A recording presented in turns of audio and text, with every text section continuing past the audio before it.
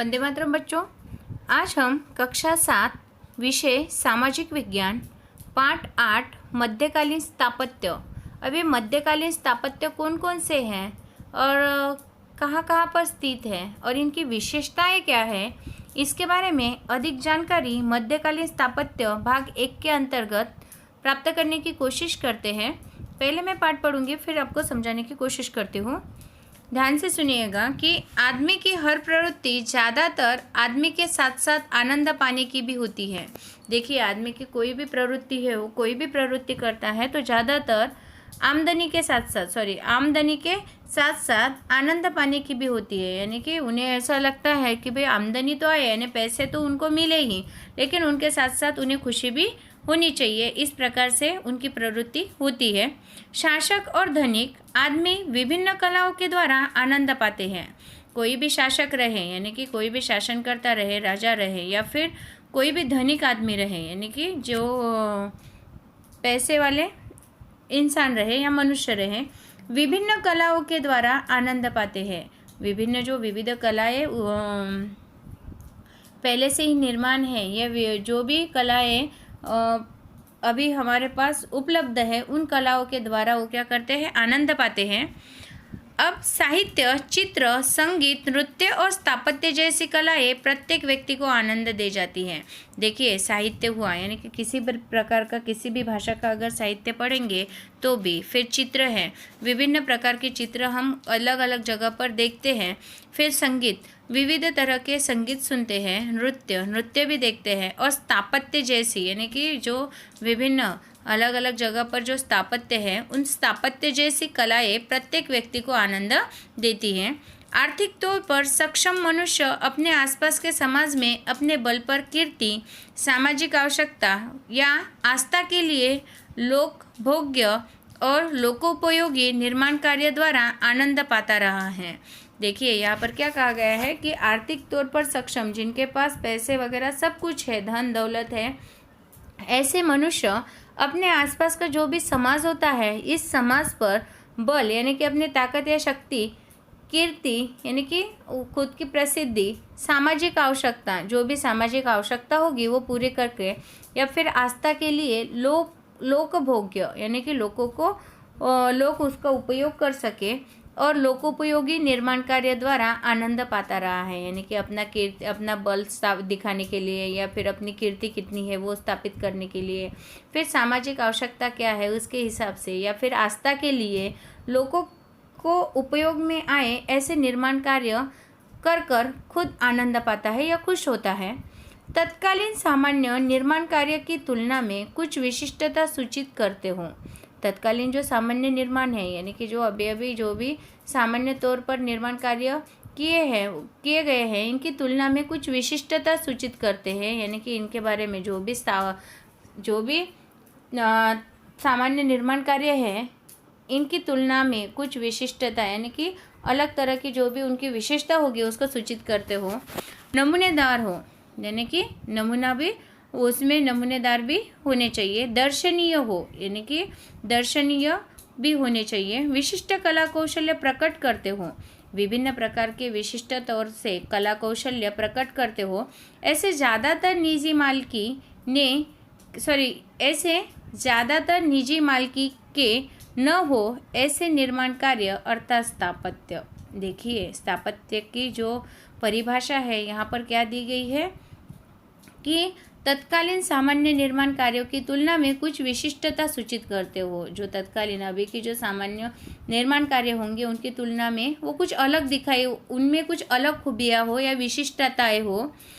फिर वो नमूनेदार भी होने चाहिए, फिर दर्शनीय भी होने चाहिए, विशिष्ट कला कौशल्य प्रकट करने वाले भी होने चाहिए। ऐसे जो ज़्यादातर निजी मालिकी के न हो, यानी कि किसी के क्या कहते हैं कि खुद के मालिकी के न हो, जिस पे किसी एक इंसान का मालिकाना हक न हो, ऐसे जो निर्माण कार्य होते हैं, इन्हीं को क्या कहा जाता है, स्थापत्य कहते हैं। इसी का अर्थ स्थापत्य है।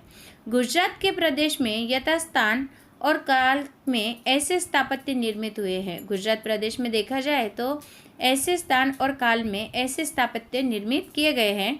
हम प्रस्तुत इकाई में गुजरात राज्य और गुजरात बाहर के स्थापत्यों के बारे में जानेंगे।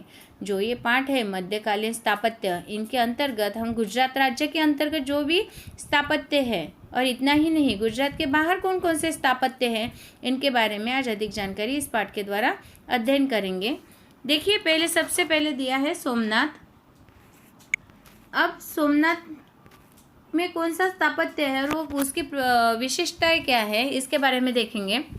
सोमनाथ गिर सोमनाथ जिले के वेरावल के पास प्रभास पारण में सोमनाथ मंदिर है। देखिए, गिर सोमनाथ जिला जो है उस जिले के वेरावल के पास, यानी कि वेरावल नामक जो गांव है उसके पास प्रभास पारण में, प्रभास पारण जो गांव है उस गांव में सोमनाथ मंदिर है। सोमनाथ शैव पंथ का एक अत्यंत प्राचीन, देखिए कौन से पंथ का है वो, शैव पंथ का, और अत्यंत प्राचीन है यानी कि बहुत ही पुराना है, समृद्ध और महत्वपूर्ण केंद्र था। सोमनाथ जो है वो शैव पंथ का एक अत्यंत प्राचीन यानी कि बहुत ही पुराना, समृद्ध यानी कि दिखने में भी वो काफ़ी समृद्ध और महत्वपूर्ण केंद्र था। आज प्राचीन मंदिर का स्थान मात्र देखने को मिलता है। जो भी प्राचीन मंदिर है, पुराने मंदिर है, उनका स्थान खाली हम देखा जाए तो देखने के लिए उनका स्थान मिलता है। अंत में 1951 में इस नए मंदिर का निर्माण हुआ है। देखा जाए तो 1951 में इस नए मंदिर का निर्माण किया गया था। यह सोमनाथ भारत के अति प्राचीन 12 ज्योतिर्लिंगों में से एक है। आपको पता है कि भारत भर में 12 ज्योतिर्लिंग है और इसमें भारत सोमनाथ जो है ये अति प्राचीन 12 ज्योतिर्लिंगों में से एक है। अगर आपको पूछा जाए कि सोमनाथ जो है वो 12 ज्योतिर्लिंग में से एक ज्योतिर्लिंग कौन सा है, तो वो कौन सा है, सोमनाथ। अब देखिए यहाँ पर चित्र दिया है 8.1 सोमनाथ का मंदिर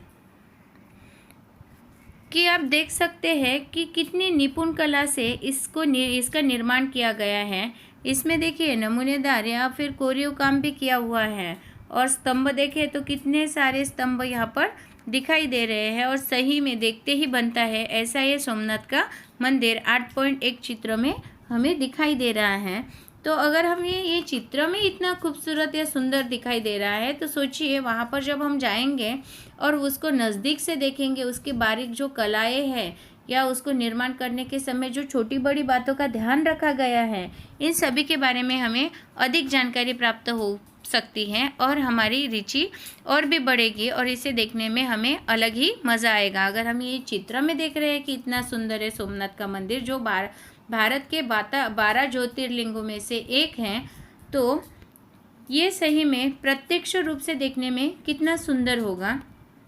चलिए आगे बढ़ते हैं।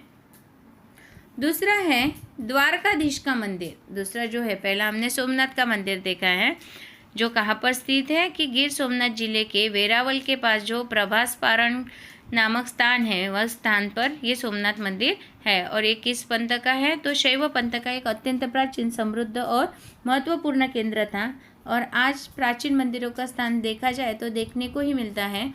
अंततः 1951 में इस नए मंदिर का निर्माण किया गया था और ये सोमनाथ जो मंदिर है, सोमनाथ का मंदिर, ये भारत के अति प्राचीन 12 ज्योतिर्लिंग जो है उनमें से एक है।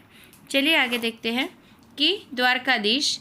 अब यहाँ पर देखिए, देवभूमि द्वारका जिले में गुजरात के पश्चिमी समुद्र तट पर प्रख्यात यात्रा धाम द्वारका आया हुआ है।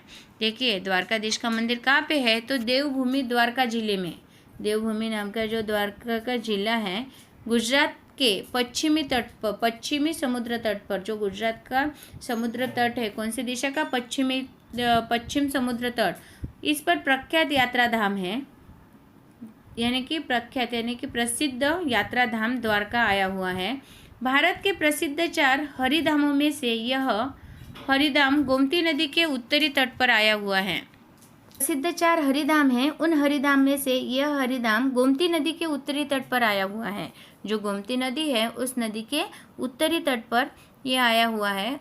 उसका स्थापत्य 13वीं शताब्दी का है। ये जो द्वारकाधीश का मंदिर है इसका स्थापत्य कौन सी शताब्दी का है, तो 13वीं 13वीं शताब्दी का है। उसमें भगवान की चतुर्भुज प्रतिमा, गर्भगृह, विशाल सभागृह एवं महामंडप शामिल है। देखिए इस मंदिर में क्या क्या शामिल है, तो भगवान की चतुर्भुज प्रतिमा यानी कि 4 भुजों वाली एक प्रतिमा है, फिर गर्भगृह है, फिर विशाल सभागृह है एवं महामंडप भी शामिल है। लगभग 80 सीढ़ियों जितनी ऊंचाई पर यह मंदिर आया हुआ है। सोचिए कि लगभग 80 सीढ़ियाँ अगर हम चढ़ के जाएंगे तो उसकी जो ऊंचाई होगी उस ऊंचाई तक ये मंदिर आया हुआ है। इस मंदिर के 6 मंजिला शिखर है। कितने मंजिल के शिखर है? 6 मंजिल के।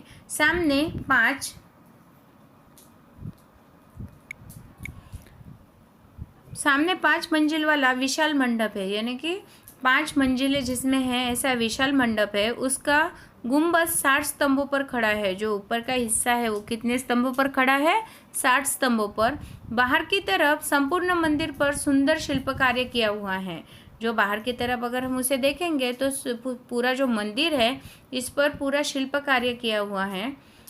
फिर भी भीतर की रचना बिना नक्काशी के सादगीपूर्ण है। जो अंदर की रचना है भला इसमें नक्काशी नहीं है लेकिन ये सादगीपूर्ण है। अब यहाँ पर देखिए, इतना जानिए, गुजरात के पश्चिम तट पर श्री कृष्ण ने द्वारका नगरी बसाई थी। जैसे कि आप सभी ने सुना होगा कि गुजरात के जो पश्चिमी तट है उस पर श्री कृष्ण ने द्वारका नगरी बसाई और इसीलिए द्वारकाधीश भी कहलाते हैं। यह मंदिर जगत मंदिर के रूप में जाना जाता है। ये जो द्वारकाधीश का मंदिर है ये जगत मंदिर के रूप में भी जाना जाता है। द्वारका में इस मंदिर के पास श्रीमद शंकराचार्य का मठ है। द्वारका में जो ये मंदिर है इस मंदिर के पास में ही श्रीमद शंकराचार्य का मठ है। आद्य शंकराचार्य ने भारत की चारों दिशाओं में जिन चारों मठों की स्थापना की है उनमें से एक शारदा पीठ यहाँ है। देखिए आद्य शंकराचार्य जो थे जिन्होंने भारत की 4 दिशाओं में जिन 4 मठों की स्थापना की थी उन 4 मठों में से ही ये एक शारदा पीठ यहाँ पर है। देखिए बच्चों, आशा करती हूँ जो भी मैंने आपको इस भाग 1 के अंतर्गत समझाया है वो अच्छे तरीके से समझ में आया होगा। इसके आगे की जानकारी हम भाग 2 के अंतर्गत पढ़ने की कोशिश करेंगे। तब तक के लिए धन्यवाद।